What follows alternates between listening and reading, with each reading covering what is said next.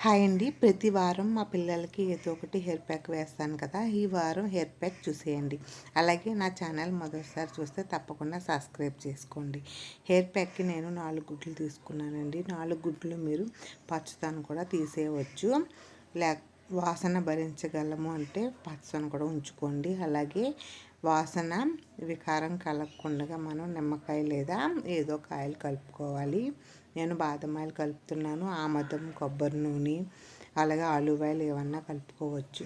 బాగా మిక్స్ చేసుకోవాలి. ఇక్కడ చూపిస్తున్న విధంగా తలకు పెట్టుకునేటప్పుడు ముందు చెక్కు తీసుకొని ఆయిల్ తీసుకొని అప్లై చేసుకోవాలి. మొదల నుంచి చివరి వరకు.